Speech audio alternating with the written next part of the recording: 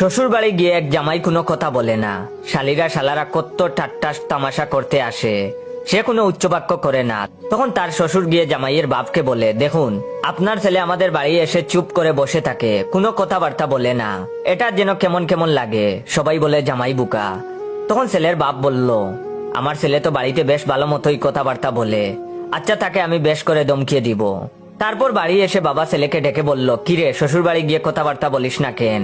সেখানে গিয়ে সকলের সঙ্গে আলাপ সালাপ করবি, শালা শালিদের সঙ্গে হাসি তামাশা করবি, তবেই না লোকে বলবে বেশ ভালো জামাই। এটা শুনে ছেলে তখন মাথা নত করে রইল।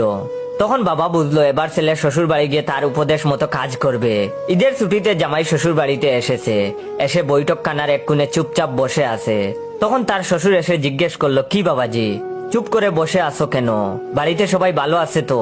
তখন জামাই উত্তর করলো, ভালো আর আছে কই, কয়েকদিন হলো আমার বাবার মাথা খারাপ হয়ে গিয়েছে, হাতে একটা লাঠি নিয়ে যাকে দেখেন তাকেই মারতে আসেন। তখন তার শ্বশুর বলল, তবে তো খুব খারাপ কথা, আমি কালই তোমার বাবাকে দেখতে যাব। তখন জামাই বলল, শ্বশুর সাহেব যাবেন যে খুব সাবধানে যাবেন, একখানা লাঠি হাতে নিয়ে ঘুরাতে ঘুরাতে যাবেন। আমার বাবা যদি আপনাকে মারতে আসেন, লাঠি উঠিয়ে তাকে মারতে যাবেন। দুই একটা লাঠির গা মাথায় পড়লে বাবা শান্ত হয়ে যাবে, তারপর আর কিছু বলবে না। শ্বশুর তখন বলল, আচ্ছা ঠিক আছে তাই করব, কাল সকালেই তোমার বাবাকে দেখতে যাব। জামাই তখন শ্বশুর বাড়ি হতে ফিরে আসলো। তখন তার বাপ জিজ্ঞেস করলো, কিরে শ্বশুর বাড়ি গিয়ে এত তাড়াতাড়ি ফিরে আসলি যে? তখন ছেলে বলল, ফিরে না এসে উপায় কি, আমার শ্বশুরের মাথা খারাপ হয়ে গেছে, যাকে দেখেন তাকেই লাঠি ঘুরিয়ে মারতে আসেন। তখন তার বাপ বলল, তবে তো খুব খারাপ খবর, কাল সকালেই তোর শ্বশুরকে দেখতে যাব। তখন ছেলে বলল, আপনি যে যাবেন খুব সাবধানে যাবেন, একখানা লাঠি ঘুরাতে ঘুরাতে যাবেন।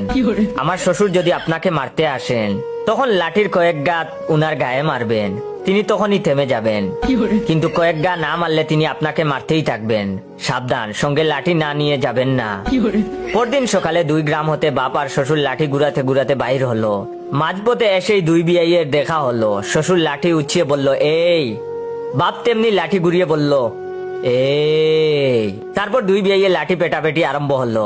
সে কি যেমন তেমন মারামারি। পাড়ার লোকেরা ছুটে এসে 2 বিয়াইকে আলাদা করে ধরে রাখলো।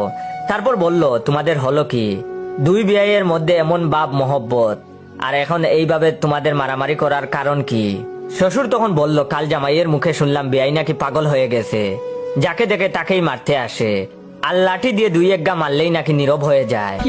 তখন বাপ বলল, ওই শয়তান ছেলে বিয়াইয়ের বিষয়েও আমাকে এমন কথা বাড়িয়ে এসে বলেছে। এখন এ বিয়াই ও বিয়াই একে অপরের সঙ্গে আলাপ করে সমস্ত জানতে পারলো। বাপ তখন বাড়ি ফিরে ছেলেকে ধমক দিয়ে বলল, ওরে শয়তান বেহায়া, তোর শ্বশুর সম্বন্ধে এমন মিথ্যা কথা আমাকে বলছিলি কেন? ছেলে তখন বিনীতভাবে উত্তর করলো, আপনি আমাকে শ্বশুর বাড়ি গিয়ে কথাবার্তা বলতে উপদেশ দিয়েছিলেন, আমি সেখানে গিয়ে একটি মাত্র কথা বলেছি, তাতেই এত, আর অনেক কথা বললে না জানি কি হতো।